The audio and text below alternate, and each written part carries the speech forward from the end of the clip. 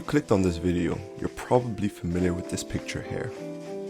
It depicts three characters, Thorfinn, Musashi and Guts from their respective mangas, Vinland Saga, Vagabond and Berserk, sitting at the table at what seems to be a feudal Japanese house. Probably discussing politics or some shit. Pictures like this come and go on Twitter, but I vividly remember when I first saw this picture and apparently have never forgotten. Hence this video. Because not only are they my favorite characters in anime manga, it almost felt like this was straight out of the page of the same manga despite the vastly different art styles of the three works. I think this is for two reasons. One, due to the talented artist who made this image, and two, because of the similar lamenting aura of three protagonist faces, almost as if a common tragedy has befallen all three of them. But this makes sense. Real ones know that the stills of each character is taken from each respective character's lowest moments in their story. Thorfinn is just after losing Askeladd, his sole reason for living at this point in the story. Guts has just undergone the eclipse. And Musashi, realizing he's wasted 22 years of his life seeking the title he didn't understand, essentially chasing a haze. After reading all three works, it's evident that these characters share a lot of similarities. They are all historic warriors who excel at combat and are gifted and feared among their peers.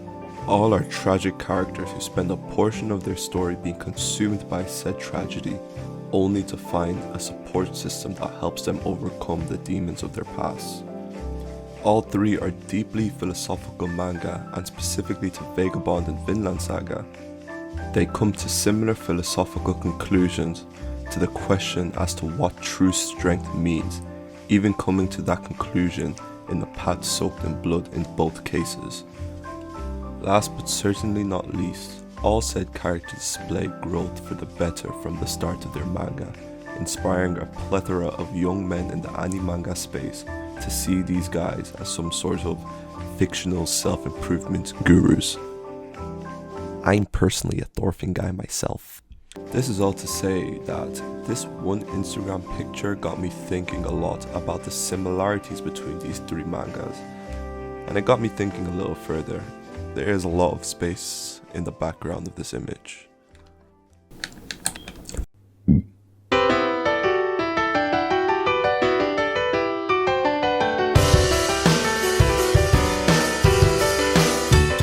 You probably saw this one coming, but honestly when making this video, this was the first person that popped into my mind, for no particular reason either. When it comes to character development in anime manga, it's hard to find a better example than Ken Kaneki. Tokyo Ghoul is a story that revolves around him, an ordinary college student living in Tokyo. But this Tokyo isn't just home to humans, it's also inhabited by ghouls, beings superior in speed, strength, and endurance, each identified by their unique kagune, like a fingerprint of their monstrous nature. There's only one problem. Ghouls can only survive by eating humans. This fragile balance of coexistence is constantly shattered by violence, and Kaneki finds himself thrust into this world after a fateful encounter with a ghoul named Rize. Through a cruel twist of fate, he becomes a half ghoul, half human, permanently trapped between these two identities. At first glance, Kaneki doesn't seem like he'd belong at this table. He isn't a warrior like Musashi, a survivor like Guts, or a conqueror of his own fate like Thorfinn. He starts off as timid, withdrawn, and afraid of conflict.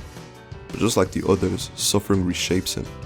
Tokyo Ghoul explores the idea of dehumanization. What truly makes someone human? Kaneki's struggle isn't just physical, it's existential.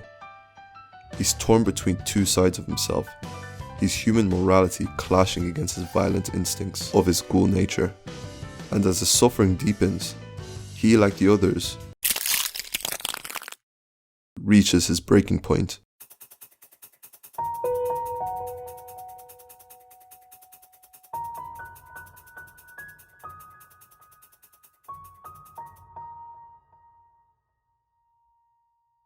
His torture at the hands of Yomori is his crucible, where he utters the words,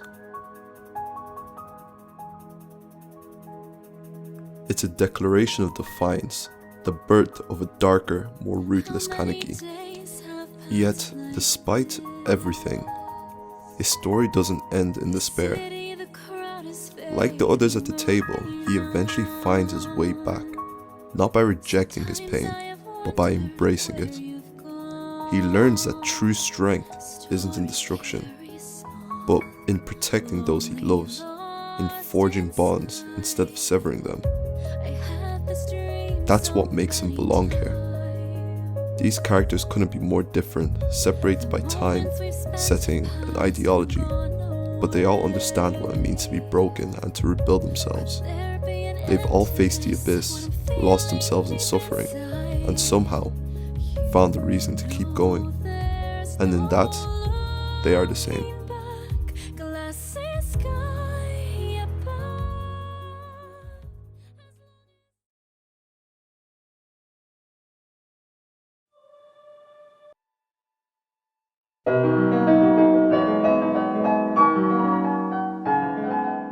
Honestly, this whole list could have been comprised of totally Inoue characters, but I decided to limit it to just 2. I tried to get somebody from Slam Dunk on here, but I also felt that Rio just worked way better for the context of this video. Any of the 3 protagonists could have had an argument to be included, but Inoue just put a little more love into Takahashi in my opinion, and is the best representation of growth in the manga. At first glance, Hisanobu is the quintessential arrogant high school athlete. He's the captain of the basketball team, popular, prideful, egotistical, and seemingly untouchable. It may not seem it at the start, but basketball means everything to him, despite his laid-back attitude. Basketball being his dad's parting gift to him as he left his life. The only real thing they used to do together. Basketball was part of his identity, and his way of dealing with his feelings of insignificance and abandonment issues. So you can imagine, as a freak accident leaves him not able to move the lower parts of his body, rendering him incapable of ever touching a basketball again, he spirals into the deepest levels of despair, similarly to the other characters in this image. However, unlike the other characters, this tragedy doesn't bring about immediate growth. In fact, one might say it gets even worse. He begins to fall into a deep depression, lashing out at everything and anything that comes around him, even the one person who was truly in his corner, his mother. Despite his repugnant attitude, you continue to ask yourself, can you really blame him? He is swiftly shown the true colors of all his friends around him. They slowly stop showing up to visit him. After all, he's useless. He can't play basketball anymore. Is that all he was good for? Basketball. That's why his dad left, right? He wasn't good enough. But Real isn't really about basketball. It's interesting that In Real is technically a wheelchair basketball manga, but really isn't at the same time.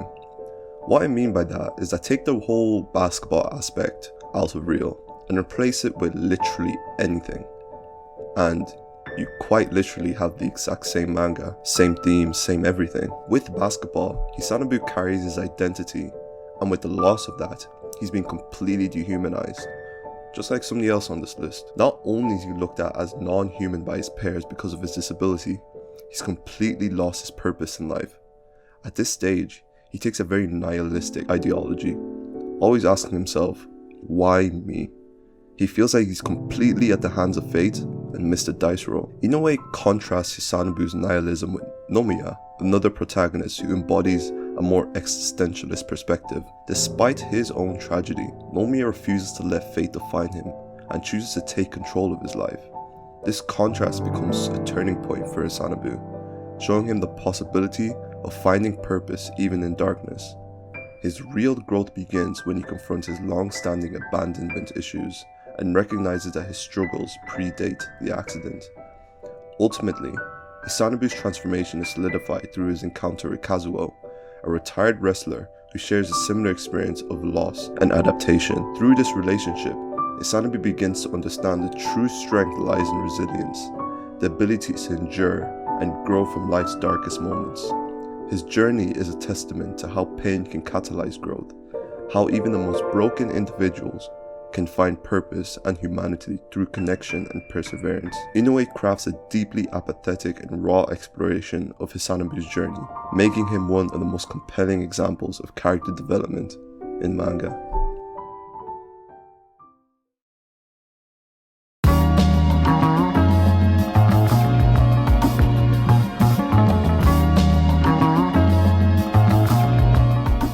So this is our image. Does it look right? Does anyone look out of place? The characters in this image and the ones we've added couldn't be more different. They come from different time periods, different worlds, and embody vastly different ideologies. Some are warriors, some are philosophers, some are just people trying to find their place in life. Their paths to self-discovery are wildly unique, shaped by the circumstances of their respective stories. And yet, despite all these differences, they share one undeniable common thread: suffering. Each of them have been broken, lost everything, and faced the darkest parts of themselves. But more importantly, they all endured. They didn't let their pain define them. Instead, they used it to grow, to change, and to find a reason to keep moving forward. That's what makes this image so compelling. It's not just about warriors sitting at a table, it's about people who have been through hell and come out the other side not unscathed, but stronger, wiser, and in some ways, at peace.